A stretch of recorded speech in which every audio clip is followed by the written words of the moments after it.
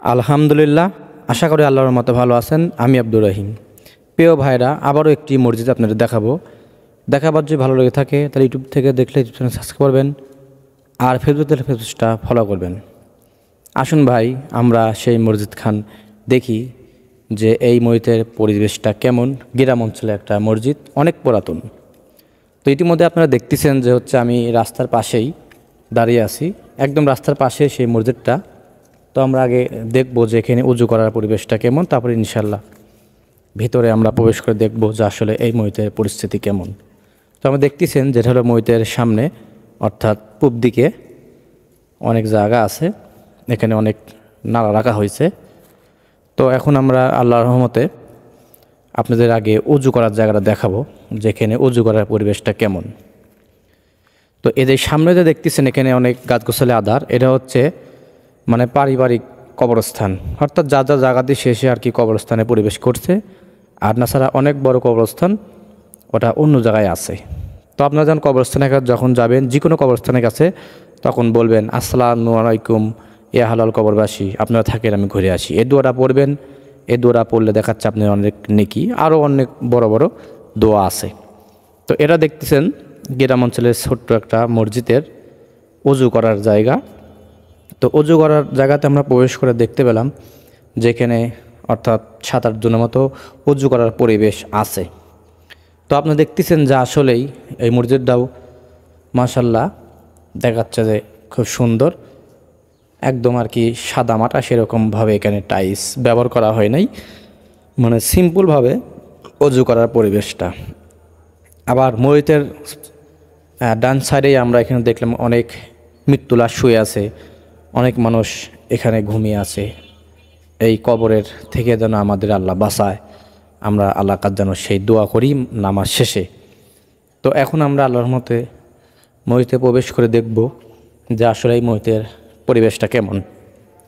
তো ইতিমধ্যে দেখতেছেন যে আমি সেই মসজিদের গেটেই আছি, অর্থাৎ এই গেটে এখন আমরা ইনশাল্লাহ প্রবেশ করে দেখব যে এখানে এই মসজিদের পরিস্থিতি কেমন।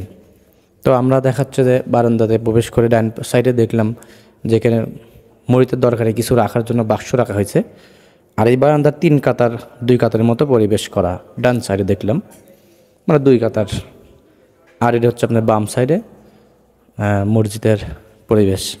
তো আমরা এখন মসজিদের ভেতরে ইনশাল্লাহ প্রবেশ করে সরাসরি দেখলাম যে এখানে যে মেহরাম, অর্থাৎ এখানে নামাজ পড়ানো হয়, সেই মেম্বার। তো মেহরামের ভিতরে দেখলাম আর কি আসলেই অনেক পুরাতন। সেই মসজিদ খান দেখতেছি যে রং উঠে গেছে। আর এই মসজিদটা আল্লাহর রহমতে তৈরি করা হয়েছে 4 কাতারভাবে। এখানে 4 কাতারের মতো নামাজের লোক পরিবেশ করা আছে। তো দেখতে পাইলেন যে আপনারা আসলে মসজিদটা অনেক একটা পুরাতন, দেখেই বোঝা যাচ্ছে। তো আল্লাহর রহমতে দেখাচ্ছে আসলে এই মসজিদটাও খুব সুন্দর। তো আমরা ইতিমধ্যে এখন মুয়াজ্জিনের সাথে ইনশাল্লাহ কথা বলবো যে এই মসজিদটা আছে কোন জায়গায়, এখানে নামাজের লোকটা কেমন হয়, আর এই এলাকার নামটা কি। আমরা মুয়াজ্জিনের সাথে এখন আল্লাহর রহমতে কথা বলবো। আপনারা মুয়াজ্জিনের কথাটা শুনলেই বিষয়টা বুঝতে পারবেন। আসসালামু আলাইকুম ওয়া রাহমাতুল্লাহ। কেমন আছেন? ভালো আছেন? আলহামদুলিল্লাহ ভালো আছি। আপনি এই মসজিদের মুয়াজ্জিন। জি। আপনি একটু এখন আমাদের জানাবেন যে এই মসজিদটা কোন জায়গায় আছে, এলাকার নামটা কি, মানে থানা জেলাটা, আমাদের এই পাড়ার নামটা আমাদের একটু জানাবেন, আমরা একটু জানতে চাই। আসসালামু আলাইকুম। আসসালামু আলাইকুম। আপনি ভালো আছেন? ও, এই মসজিদটা আছে রাতুরিয়া উত্তরপাড়া জামে মসজিদ,